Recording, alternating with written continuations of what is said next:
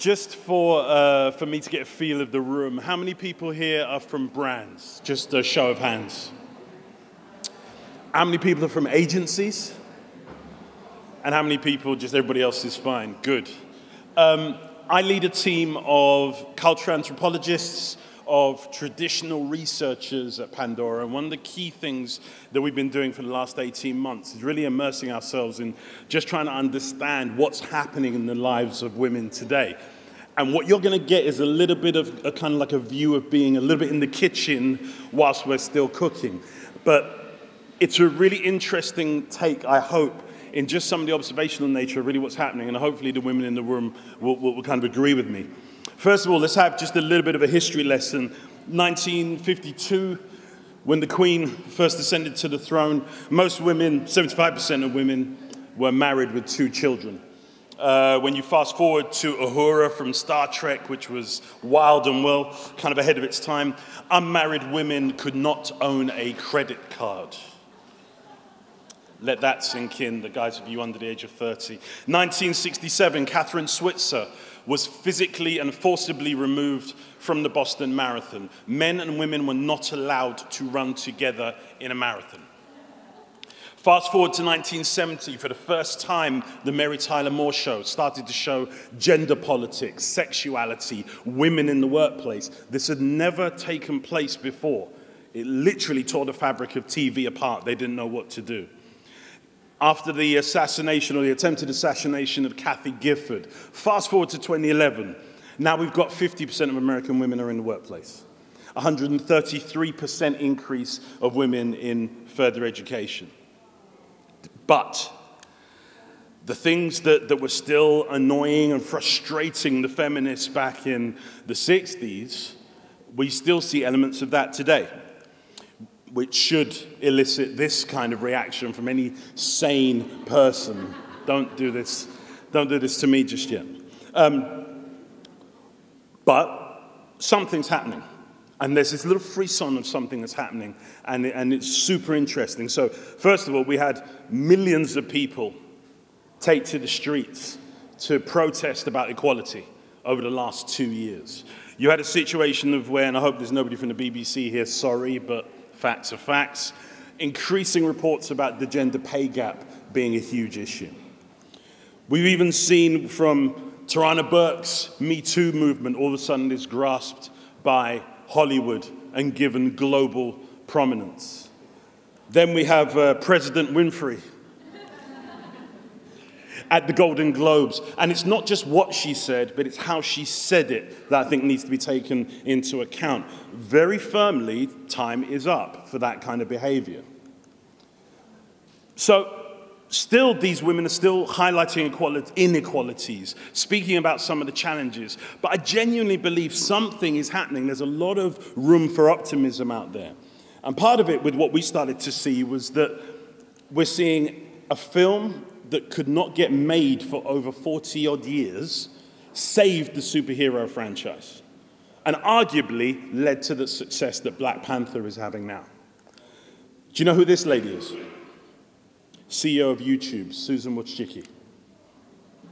This lady, 2 years ago, made more revenue from her concerts than 2 other people combined, Madonna and Bruce Springsteen. And she did it on half as many shows, and she took her kids on tour. This lady won the French Open whilst being 3 months pregnant. These two came this close to changing the political axis of the world as we know it. This is Mary Barras. She's credited with saving the automotive industry. Next, you've got these 2 women who you should know them from the digital sphere, who are, again, highly prominent from that point of view. And Christine Lagarde, I don't know whether you know her, but she's the president of the IMF, so she's basically in control of money from that point of view, the International Monetary Fund.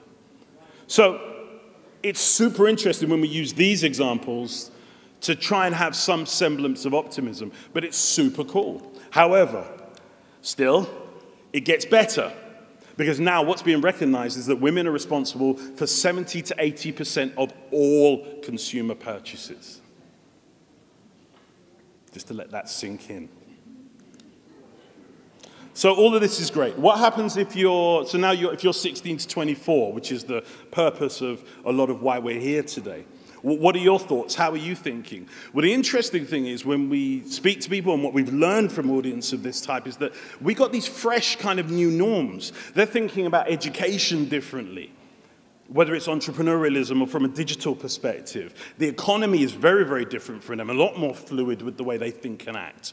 Employment, as I talked about last year, where you've now got the freedom of being freelance or consulting, all these kinds of things. Even the concept of feminism is very, very different.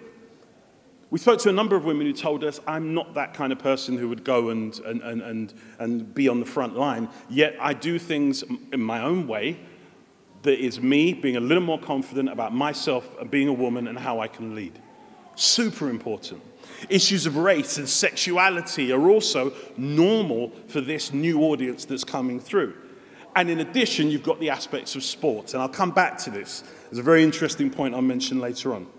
But ultimately, this is what they're going to say to you and to the powers that be. You can go fuck your glass ceiling. That's if they even know what the glass ceiling is, especially the 16-year-olds. And I can't wait to see some of this happening from that point of view. So why will they say that? And what will empower that? What are the ingredients behind this attitude that we're starting to see emerge? Well, there's three key areas, which is data, new icons, and also men. And I'll unpack that just a little bit. In the first instance, what we're seeing is that for the first time, the internet, it has definitely changed the way we live for sure. But for the first time, what we're seeing is that the amount of data that's being shared, because if we think about it, back in 90% of the world's data was created in the last 2 years. In 1992, we were sharing, 100 gig per day, excuse me. Now it's a number that I can't even pronounce. It's quintuple. So information is off the charts. So why wouldn't this same information and these same global changes that have affected all of us, why wouldn't they have an effect on young women who think it's the norm for them as well? So you've got a situation now, you've got women who are now researching, connecting and broadcasting, starting businesses without any of the old rules or structures in place. So what's happening is you've got an audience now that's super hyper-connected, super informed, and really, really confident. They don't have to rely on anybody else anymore, and they're using that to their advantage. When we look at icons, and if you're not following Chrissy Teigen on Twitter or social, I beg you to do so. She's an effing genius, just brilliant. And I'm not even going to go take it any further. But what we're seeing is that women are breaking ground in new ways, all in every single profession. I'm highlighting a few. So what we're seeing is that these new female icons are creating fresh norms. It's every day for these guys. What we're seeing is that in popular culture, that is being accelerated, where maybe it may be tougher in somewhere like business or law or finance. But what we're seeing is in entertainment, women are really redefining what's happening. Anybody know who this lady is? Oh, good. Former welterweight champion of the UFC, Ronda Rousey, and arguably was as influential as Mike Tyson, or as kind of scarier as Mike Tyson when she was a fighter, when she was at her height.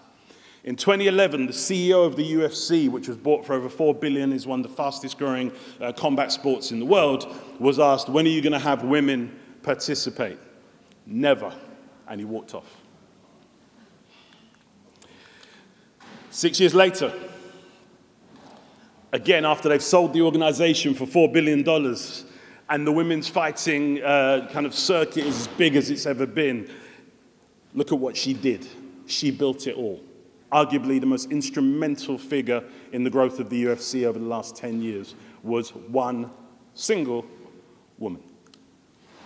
We look at the roles even in fiction, but even though I'm showing Khaleesi, what's super interesting about her is that the way her role is written is that she embodies female and feminine forms of leadership. It's not done through a male context. And that has then gone on to inspire so many other women. I see heads nodding, which is great. What's super interesting is that there's actually a hell of a lot more, because what we're seeing is that That's one side of looking at it through a very male, very focused lens. But what we're seeing is a lot of women are breaking barriers irrespective of gender. So what we're seeing is it's not like male standards and metrics. What's actually happening is they're kind of contributing with really, really influential firsts. And it's ironic, because when I first presented this is now really old, because she's gone over 150 million. But this is the first person to go over 100 million Instagram followers. This is the first person to be openly gay on mainstream television. When we look at men, this is also a major, major factor that's contributing towards the mindset of a lot of this audience that I think are going to change the world as well. First is that we've got a generation of men who are living with, are being raised by, and kind of around these strong women, and it's the norm for them. So when we have things like the Wonder Woman effect, which we know inspired women all over the world, well, guess what? It also inspired men as well. On Monday, a boy who was obsessed with Iron Man told me he asked his parents for a new Wonder Woman lunchbox. Now, I know it's one line, and it's kind of cool to use in a presentation, but it's just to illustrate the point that these men are also growing up around these women, and it's the norm for them as well. So hopefully, fingers crossed, we'll see some changes as far as that's concerned.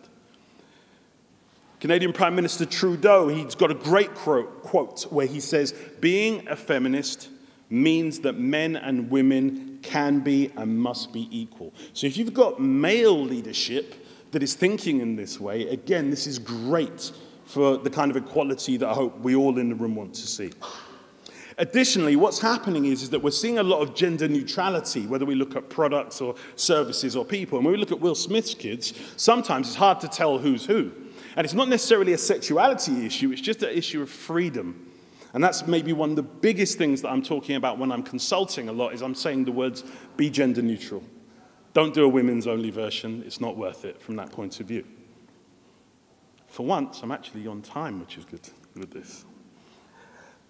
I'd like to leave with kind of 3 thoughts, and then let's see kind of what happens from there in terms of discussion points.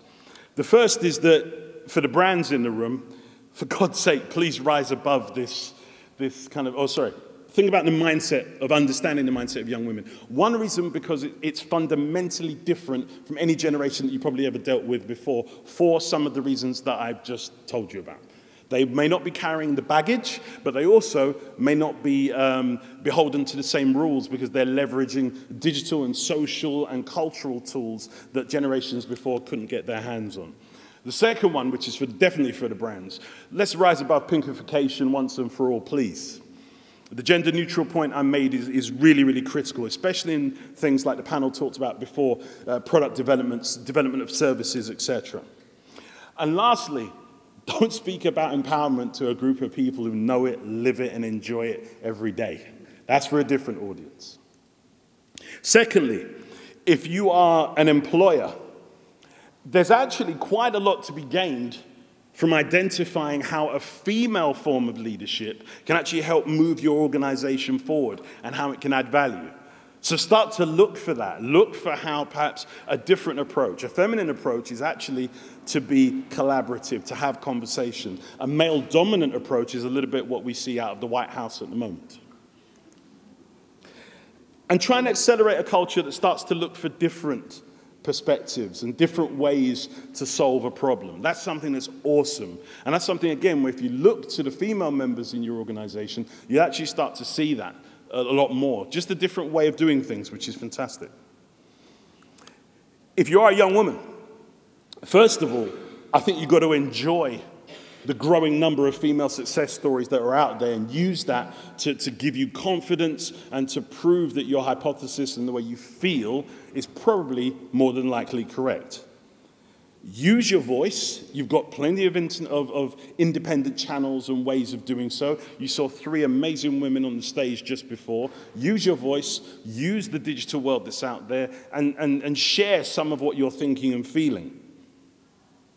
Thank you very much.